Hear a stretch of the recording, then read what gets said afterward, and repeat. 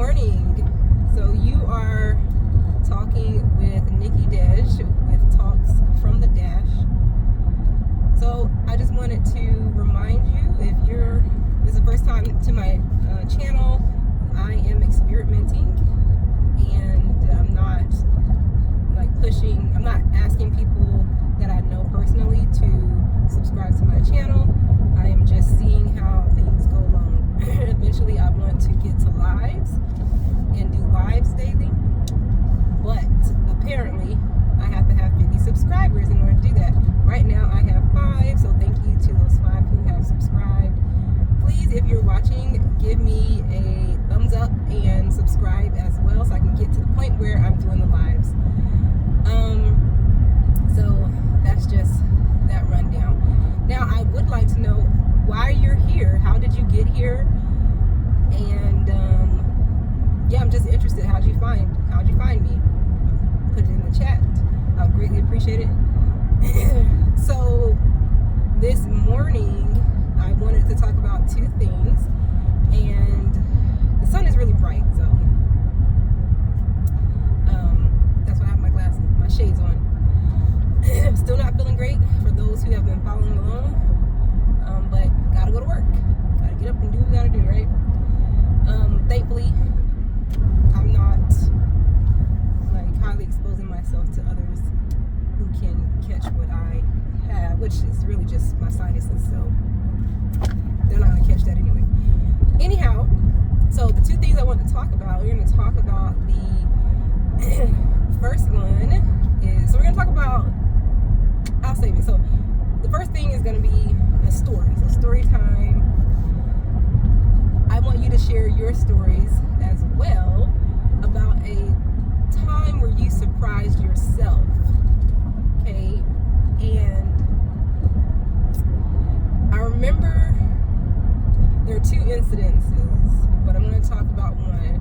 And this one is when I was in the military. I'm old. You're still welcome to guess my age. But I was in the military. I got out 11 years ago now. And there's a time, so I was a medic in the service. And I had this captain. I worked at what we call the aid station, and there was this captain there, and he was like my favorite. He wasn't in my company, but I still would talk to him a lot, and we kept in contact after he retired. Sorry. And so one time we were staying in the hall just chatting, and he had threw out some numbers. And I don't remember the specifics, but the thing that surprised me, that's where I'm getting to. So we're sitting in the hall talking about some things. He's telling his own stories from the past or whatever. And so he shares some numbers. So there are 2 numbers and they need to be subtracted. Okay, so he's gonna tell us the difference of whatever it is. Okay, whatever this is.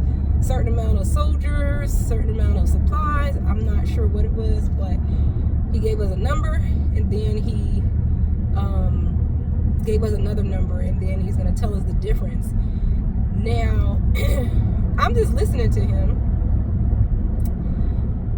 Mind you, I have an uncle who is really good at calculating big problems in his head. There's not a lot of people that can do that, large numbers.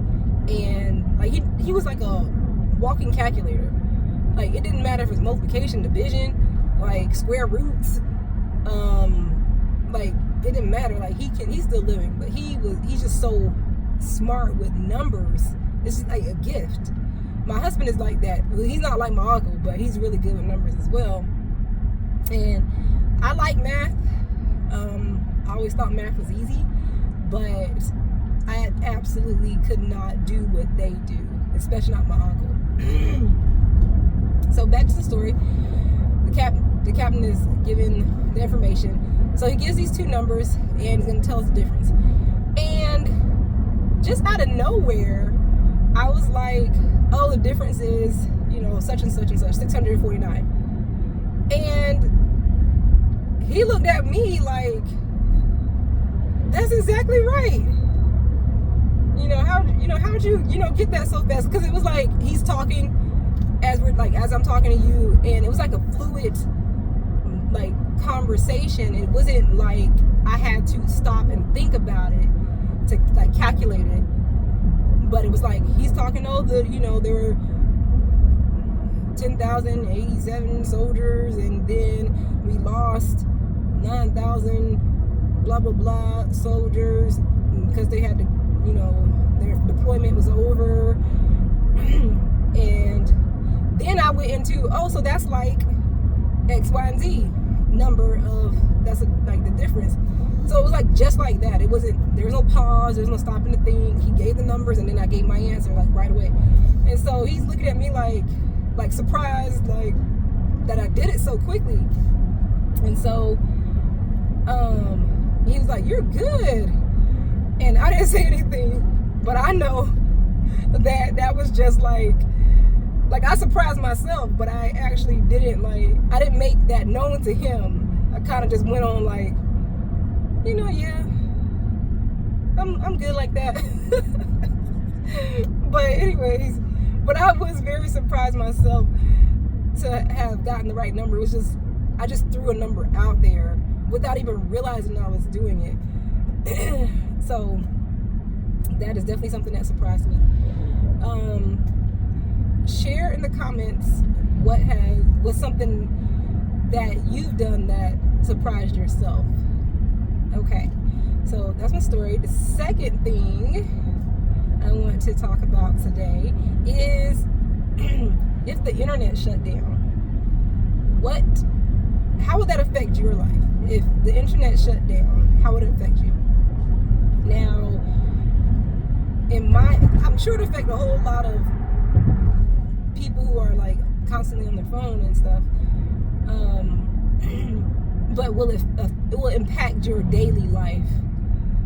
So it might impact you as far as like, this is something I do for entertainment.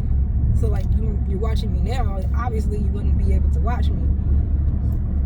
Now, if the internet shut down for a week, how would that impact you? So if it shut down for me for a week, I mean, there's several ways I would be impacted.